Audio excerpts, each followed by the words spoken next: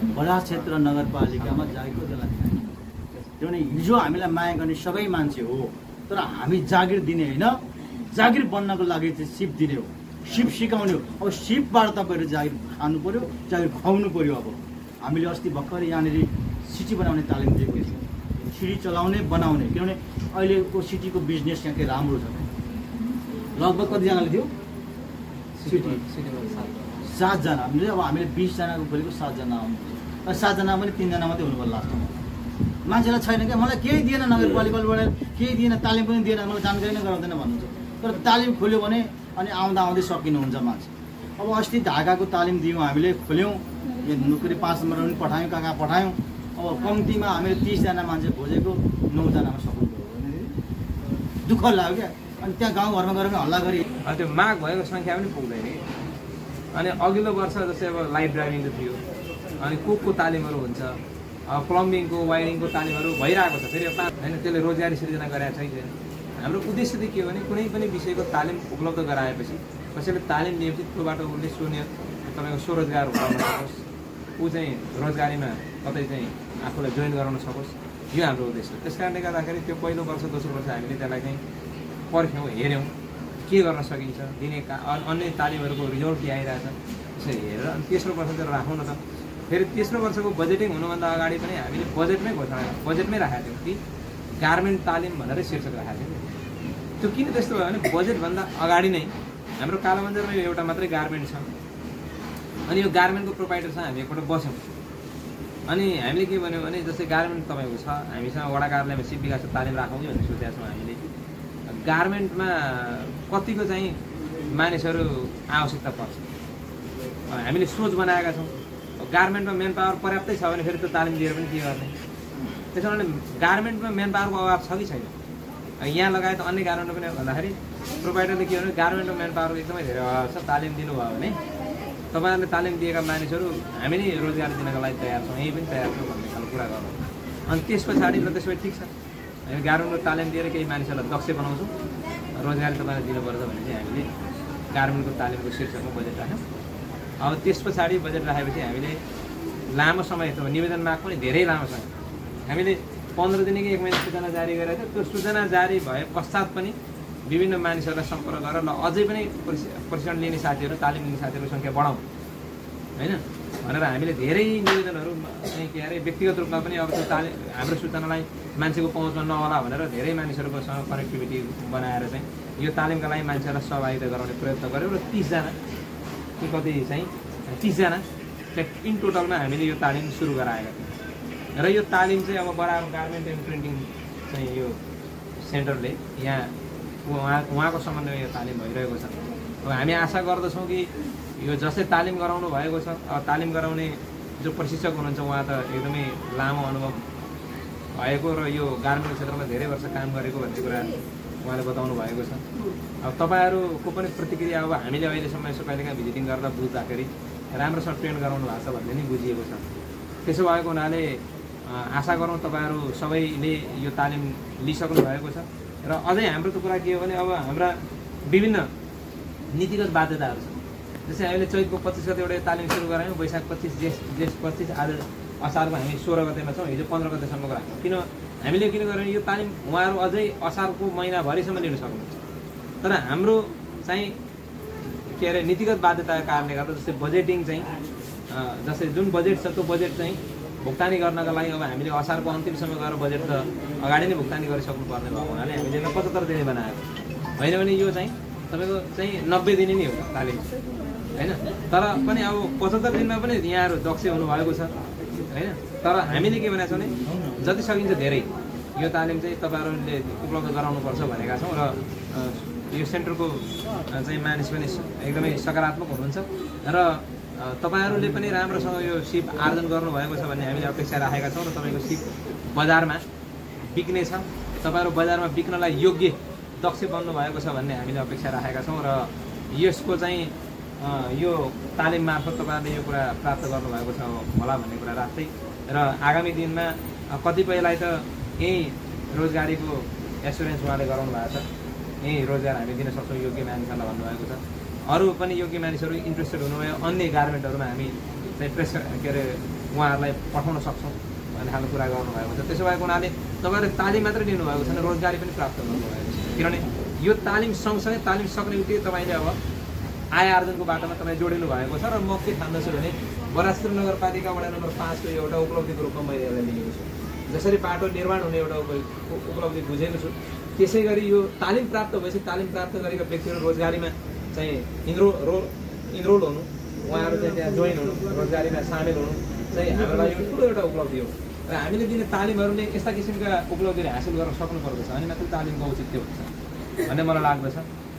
विगतका पनि केही तालिमहरू नगरपालिकाद्वारा प्रदान गरिएका केही तालिमहरू उपलब्धिमूलकै भएका छन्। कतिपय लाइट ड्राइभिङका साथीहरूले लाइसेन्स निकालेर गाडी चलाउन थाल्नु भएको छ होइन।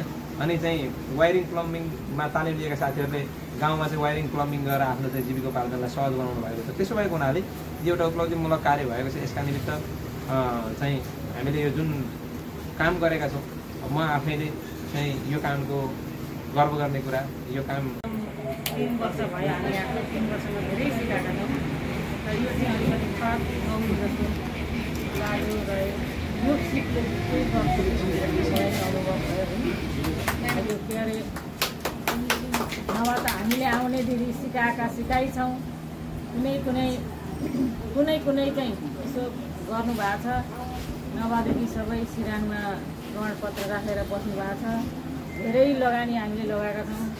क्षेत्र हाम्रो नगरपालिकामा चाहिँ यो बेरोजगारी नहोस् भन्ने महिला पुरुष सबैलाई हामीले तालिम दिएका छौँ र अहिले पनि दिइरहेछौँ। अझै 2 वर्ष छ, त्यसमा पनि अझ दिएर हामी चाहिँ एउटा आय आर्जन गर्न अर्कासँग के अरे मुख माग्नु नपरोस्, महिलाहरूले पनि आफैले गरेर कमाएर घर चलाउन सक्नुहोस्, परिवारलाई राम्रो स्वच्छ बनाउन सक्नुहोस् भनेर चाहिँ हामीले यो सिपहरू सिकाएको र 12 क्षेत्र नगरपालिकामा धेरै महँगा सिपहरू पनि सिकायौँ। हामीले यही कालाबन्जारमा फाइबर झोला बनाउने 4 लाखको मिसिन छ। त्यो फाइबर झोला सिकाएर चाहिँ हामीले मेयर उपमेयर वडा अध्यक्ष सबैले हामी जति ठाउँ जान्छौँ त्यहाँ हाम्रो एउटा उत्पादन भएको चाहिँ झोला छ, त्यसलाई सबैले लिइदिनुपर्छ भनेर प्रचार गऱ्यौँ। तर यहाँ मिसिनले काम गरेन भन्ने कुरा आयो। अहिले फेरि त मिसिन बनाइसकेको होला, फेरि सुरुवात भएको छ कि छैन होइन। त्यसरी लगानी लगाएका छौँ।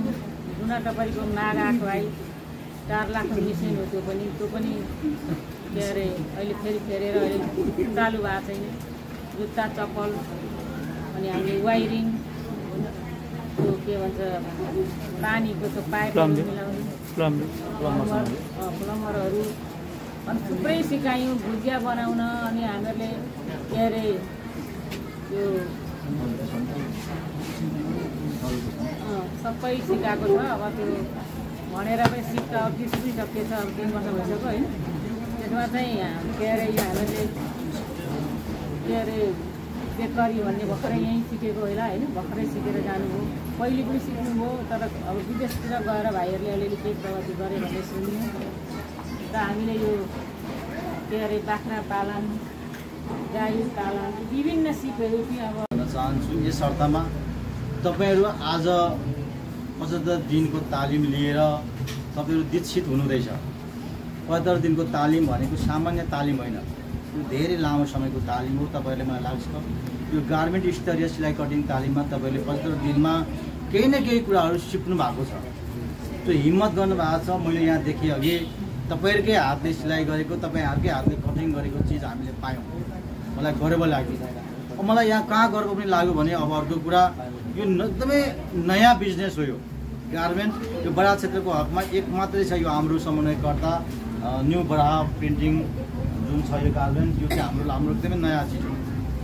गर्दा के हुँदैन भन्ने उदाहरण अशोकजीले दिनुभएको छ, अशोक चौधरीले दिनुभएको छ। उहाँले फेरि लाग्छ तपाईँहरूलाई त्यत्तिकै यो भएको छैन, उहाँको मेहनत धेरै छ, परिश्रम धेरै छ, कुद्नु धेरै भएको छ, हरेक गर्नु भएको छ। त्यस कारणले गर्दा तपाईँहरू पनि अब त्यो पेसामा आबद्ध हुनुहुन्छ। यो 45 दिनको तालिमले त्यो पेसामा जोडिनुहुन्छ भन्ने विश्वास हामीले लिएको छौँ। मैले के पनि अपेक्षा गरेको छु भने तपाईँबाट अब जागिर खाने होइन, अब जागिर खाने होइन, जागिर खुवाउने हो। अब सिप सिक्ने होइन, सिप सिकाउने हो। तपाईँहरूले सिप सिक्नु भयो नि 15 दिन। अब फेरि यही बेसिक लेभलको सिप सिक्ने होइन तपाईँहरूले। अब सिकाउने हो तपाईँहरू, त्यो लेभलको बन्नु पऱ्यो के। अब हिँड्दैछ पहिला मेट्दैछ गऱ्यो भने त तपाईँको सक्यो नि। नाउ जसरी हिँड्दै गर्छ पहिला मेट्दै गर्छ नि पानीमा, त्यस्तै भयो भने त्यसको अर्थ रहँदैन।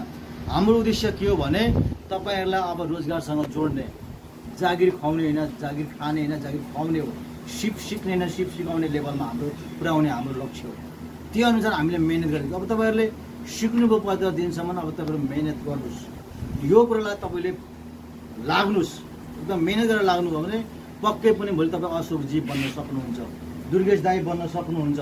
तर तपाईँहरूले यो सिक्दा फेरि मलाई वडाले सिकायो, मेरो श्रीमानले, मेरो सासूले, मेरो ससुराले, मेरो घरको मान्छेले मलाई ठेलेर पठाएको, त्यहाँ गएर सिक्न फ्रीमा आएको छ, सिक भनेर पठाएको भनेर भन्नुभयो भने तपाईँहरूले केही पनि लछार्नुहुन्न। तर आफ्नो मनबाट, यो आत्माबाट, दिलबाट म केही गर्छु, किनभने म अब केही गर्छु भने त्यो हिम्मत, त्यो साहस लिएर तपाईँ आउनुभएको भने पक्कै मलाई लाग्छ तपाईँहरू सबैजनाले जागिर पाउनुहुन्छ। सबैजनाले अबको ट्रेनर अशोक चौधरी होइन, अबको ट्रेनर दुर्गेश चौधरी होइन, अबको ट्रेनर भनेको तपाईँहरू हो। तपाईँ यो 21जना मध्येबाट हो। अब त्यो लक्ष्य लागेर हामी लाग्नु पऱ्यो। हामीले बराज क्षेत्रमा 3 वर्षमा यस्ता धेरै क्रियाकलापहरू गऱ्यौँ। हामीले यो बराज क्षेत्रको 1 लाख जनसङ्ख्यालाई जागिरसँग जोड्न सक्दैनौँ, जागिर खुवाउन सक्दैनौँ, रोजगार दिन सक्दैनौँ, तर रोजगारसँग जोड्न सक्छौँ। सिपमूलक तालिम दिएर हामीले उहाँहरूलाई ऊर्जावान सिपमूलक आय आर्जन गर्न सक्छौँ। बराज क्षेत्रका हरेक युवाहरूलाई रोजगारसँग जोड्न सक्छौँ, त्यो प्रयत्न गरेका छौँ। किनभने घरमा आउँछन्, मेयर साहब मलाई जागिर दिनु पऱ्यो, त्यो बढाल्ने भए पनि हुन्छ भने सिप सिकेर त्यति पैसा आइरहेछ नि, मेहनत गरेपछि नि। अशोक चौधरीलाई आउने, तपाईँलाई नआउने हुन्छ, मलाई नआउने हुन्छ, उसलाई नआउने हुन्छ र आउँछ, तर हामीले गर्नु त पऱ्यो नि, मेहनत गर्नु पऱ्यो। अनि बिहानै आउनुहुन्छ, जागिर चाहियो। जागिर कतिजनालाई बराज क्षेत्र नगरपालिकामा जागिर कतिजनालाई चाहियो, किनभने हिजो हामीलाई माया गर्ने सबै मान्छे हो, तर हामी जागिर दिने होइन, जागिर बन्नको लागि चाहिँ सिप दिने हो, सिप सिकाउने हो। अब सिपबाट तपाईँहरू जागिर खानु पऱ्यो, जागिर खुवाउनु पऱ्यो। अब हामीले अस्ति भर्खर यहाँनिर सिटी बनाउने तालिम दिएको थियो, सिटी चलाउने बनाउने, किनभने अहिलेको सिटीको बिजनेस यहाँ के राम्रो छ। लगभग कतिजनाले थियो सिटी 7जना। हामीले अब हामीले 20 जनाको खोलेको 7 जना आउनुहुन्छ, तर 7 जना पनि 3 जना मात्रै हुनुभयो लास्टमा। मान्छेलाई छैन क्या, मलाई केही दिएन, नगरपालिकाबाट केही दिएन, तालिम पनि दिएन, मलाई जानकारी नै गराउँदैन भन्नुहुन्छ। तर तालिम खोल्यो भने अनि आउँदा आउँदै सकिनुहुन्छ मान्छे। अब अस्ति ढाकाको तालिम दियौँ, हामीले खोल्यौँ, यो नोकरी 5 नम्बरमा पनि पठायौँ, कहाँ पठायौँ। अब कम्तीमा हामीले 30 जना मान्छे खोजेको 9 जनामा सक्नु पऱ्यो। दुःख लाग्यो क्या। अनि त्यहाँ गाउँघरमा गएर पनि हल्ला गरी हिँड्नु भने आँखा दुख्छ अरे, खाना चाहिँ आँखा दुख्दैन, आँखा दुख्छ अरे। अब ढाकाको तालिम लिने हो भने अहिले त्यसको व्यापार छ, जसरी गार्मेन्टको व्यापार अहिले जसरी भइराखेको छ त्यसरी नै ढाकाको व्यवसाय छ। तर अब आउनु र खुसी कहाँ लाग्यो भने मैले 10 नम्बरमा अस्ति समापन एउटा कार्यक्रम 10 नम्बरमा समापन गरेँ, त्यहाँ मलाई खुसी लाग्यो।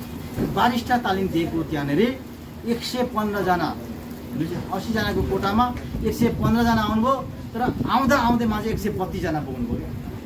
घट्ने नै बढेको इन्ट्रेस्ट बढ्यो क्या। कफी बनाउने तालिममा त्यहाँनिर 115 मैले समापन गर्ने क्रममा लगभग 20-22 जना थियो। त्यो हलभरि खचाएपछि नै त्यो चाहिँ मान्छे बढ्यो। अर्को खुसी कहाँ लाग्यो भने ब्युटिसियनको तालिम हामीले खोल्यौँ नगरपालिकाबाट, त्यहाँनिर 30 जनाको मध्ये खोलेको लगभग 50 जना पुग्नुभयो। त्यहाँ पनि उत्साही भएर कहाँबाट चाहिँ मेयर साहबले मलाई भनिदिनु भयो, मलाई पनि खुसी लाग्यो क्या। म गर्छु भनेर आउने मान्छेलाई जोड दिने हो भने अरू पैसा 2-4 हजार खर्च हुन्छ, थप दिने हो भने मैले दिएँ, आएको मान्छे सबैको त्यहाँ थपेर गराएँ, 50 जनालाई बोलेर दिनुभयो। त्यो खुसी लाग्यो।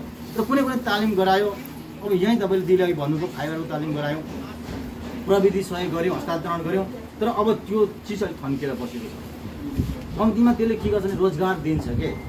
आज आफ्नो लगानी गरेर अशोकजीले आफ्नो लगानी गरेर चाहिँ यत्रो बिजनेस गरिरहनु भएको छ, आज नगरपालिकाले चाहिँ प्रविधि हस्तान्तरण गरेर काम गर्नुहोस् न भन्दा पनि भन्दा जानु भएको छ। बिग्रियो अब फेरि बनाइदिनुहोस्। अब बिग्रियो बनाउने हो नि, आफूले नगरपालिकाले एकपल्ट सहयोग गर्छ, त्यहाँ 4 लाख रुपियाँ अथवा कतिको लगानी गरेर सहयोग गरौँ, अब त्यसलाई आफूले बनाएर राम्रो बनाएर लाने। अब हामीले चप्पलको लागि दियौँ, तपाईँको चप्पल बनाउने प्रविधि हस्तान्तरण गऱ्यौँ, त्यो पनि थन्किएर बसेको छ। 8 नम्बरमा धुना टप्परी बनाउनको लागि लाग्नुहोस् त बिजनेस।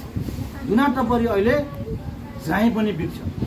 अहिले मान्छे के छ भने अल्छी भएको छ, पैसा छ, मान्छेसँग चुप लगाएर बस्छ। अझ धुना टप्परी बनाएर घर घरमा लाने हो भने हरेक मान्छेले किन्छ, किनभने पूजा गर्नुपर्छ, घन्टी बनाउनुपर्छ, के गर्नुपर्छ, श्राद्ध गर्नुपर्छ, बिग्छ नि त।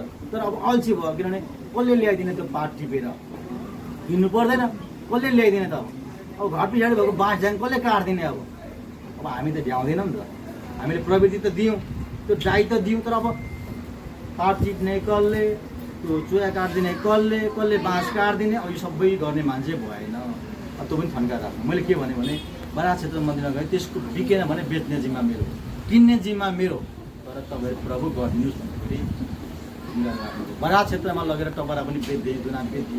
अब कुम्भमा त्यो बेचेको पैसै पैसा हुन्छ, तर कुम्भमा त्यो कसैले त्यो गरेन, किनभने सामग्री दिँदा प्रविधि दिँदा पनि गर्नु।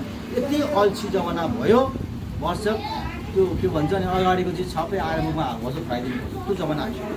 गर्नु केही छैन, खालि अल्छीपनले कुरा बिग्रियो। अनि खालि दिमागमा उल्टो कुरा मात्रै खेल्यो, उल्टो कुरातिर मात्रै लाग्यो। सकारात्मक दिमाग यहाँनिर नलगाउने, खालि नकारात्मक दिमाग लगाउने, अनि उल्टो कुरामा पुग्ने जमानाले गर्दा हरेक कुरा बिग्रियो।